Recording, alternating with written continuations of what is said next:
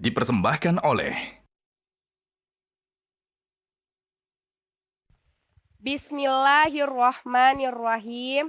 I am Rizka Nur Syahbani. I have a question. Why we are human need to respect each other? Thank you. Oke, thank you Ananda.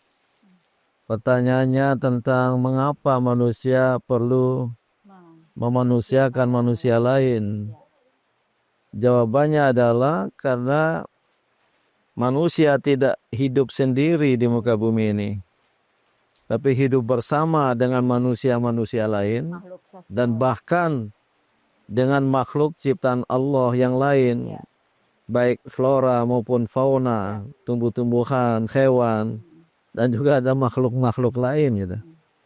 Maka manusia tidak bisa tinggal sendiri. Dia tidak bisa hidup sendiri. Ketika dia harus makan, dia memerlukan bantuan orang lain.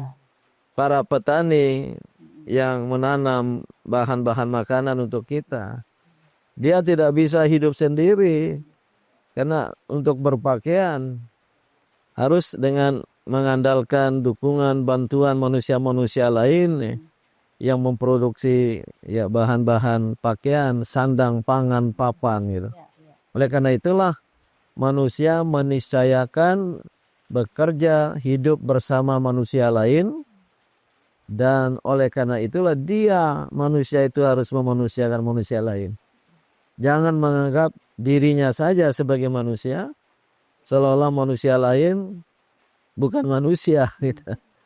Itu dasar utamanya. Maka falsafah dari Minahasa ini sangat-sangat bagus sekali ya, yang saya yakin beririsan dengan ajaran-ajaran Islam ya.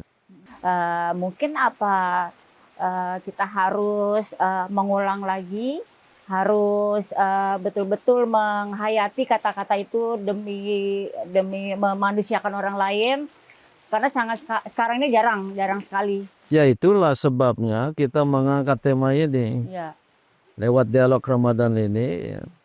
Tidak hanya langsung dari ajaran Islam dalam Al-Quran maupun Al-Hadith, bahkan menggali dari kearifan lokal di Indonesia ini.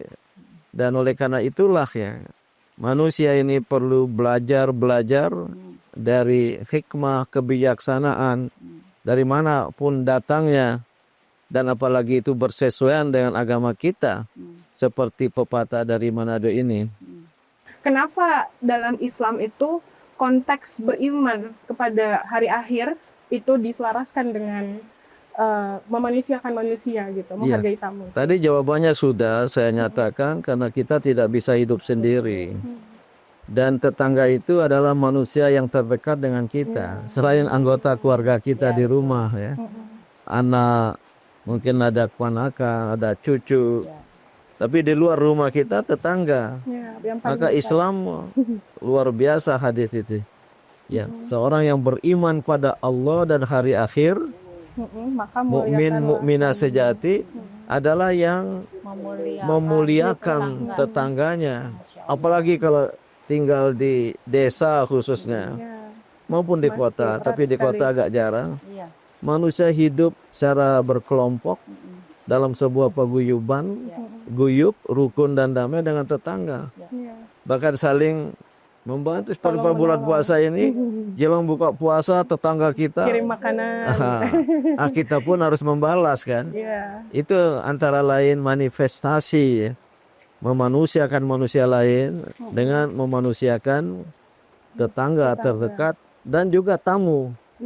Ya, tamu yang datang dari manapun dia, kita muliakan karena dia adalah manusia.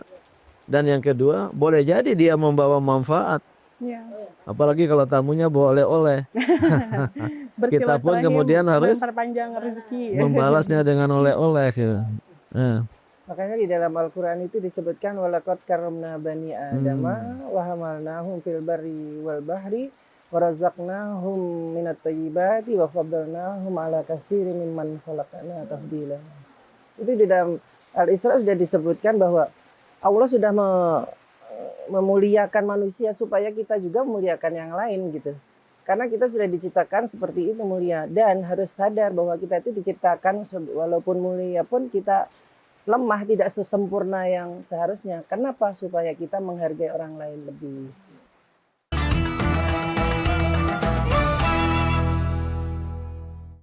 Dipersembahkan oleh Jelajahi cara baru mendapatkan informasi. Download Metro TV Extend sekarang.